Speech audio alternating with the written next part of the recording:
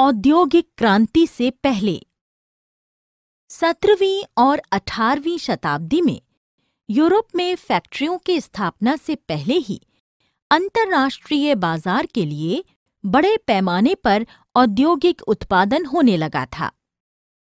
ये शहरों के सौदागरों अर्थात व्यापारियों के लिए ग्रामीण परिवारों के किसानों और कारीगरों द्वारा किया जाता था। इस तरह के औद्योगिकरण को आदि औद्योगिकरण कहा जाता है। शहरों के सौदागरों को ताकतवर शहरी, दस्तकारी और व्यापारी गिल्ड से कठोर प्रतिस्पर्धाओं का सामना करना पड़ा, जिन्हें खास उत्पादों के उत्पादन और व्यापार का एकाधिकार प्राप्त था। गांवों में भूमि की कमी की वजह से वहां के गरीब किसान और कारीगर कम राशि में सौदागरों के लिए काम करने लगे। गांवों के कृषि उत्पाद को लंदन में तैयार उत्पाद में परिवर्तित किया जाता था और अंतर्राष्ट्रीय बाजार में बेच दिया जाता था। कारखानों का उदय।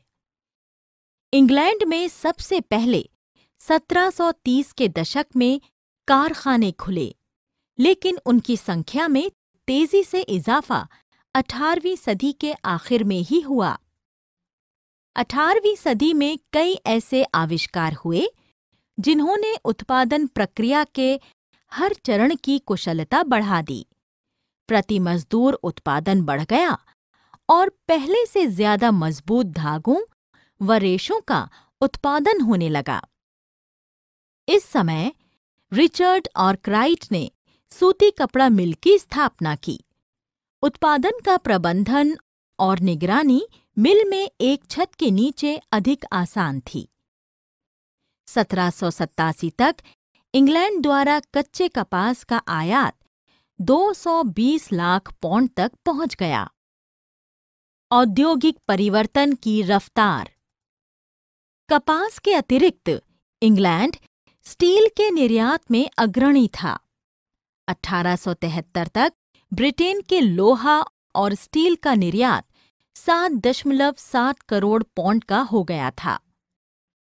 उत्पादन के बेहतर तरीकों के बावजूद कपड़ा उद्योग ग्रामीण घरेलू इकाइयों तक सीमित था।